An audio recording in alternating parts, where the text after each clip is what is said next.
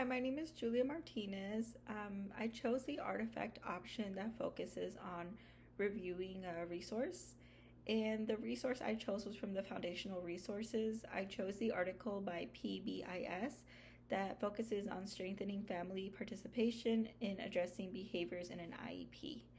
And I chose this because IEPs, obviously working with special needs students, IEPs are basically what my everyday life revolves around. But I specifically work with high school students, and me and my coworkers, one of the biggest struggles that I think we face is working on that parent communication. Um, and although sometimes now it is hard to reach out and change the parents' mentality or teaching them, which it's never too late, but teaching them how to communicate with us on their child's needs. I just feel like it would be easier to do that when their child or student is at a younger age. And right now, I currently work with high school students. That's just the age group that I'm doing my internship and student teaching with. Um, but I thought it would be interesting to read this article and just take those points um, on how parents can communicate with teachers and their team, which includes all therapists, on things that they should bring up for the IEP meetings and things that would benefit their child in the long run.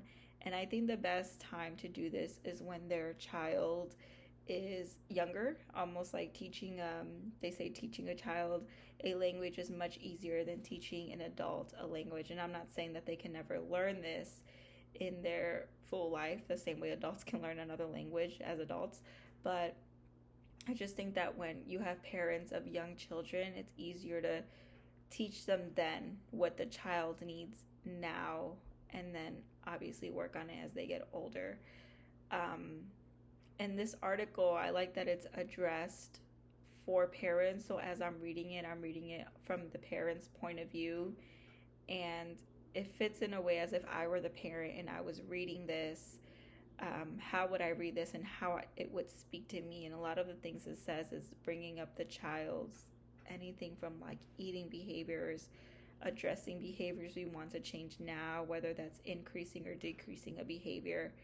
Um, so I hope that one day as I go through my teaching career, I hopefully at least once or twice or a few years in my career get to teach a younger population, maybe like grade school, like elementary, first, second grade, and they're so young that I can teach the parents then, or not teach them, but talk to them and tell them these are the things you want to address with your IEP team now.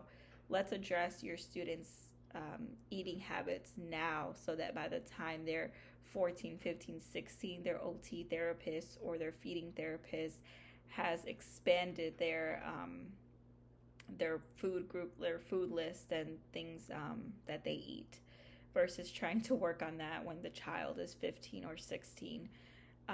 Or let's talk to your OT therapist about implementing a goal on tying their shoe or eating with a fork now when they're 5 or 6 years old, then rather than later in life when they're 16, 17.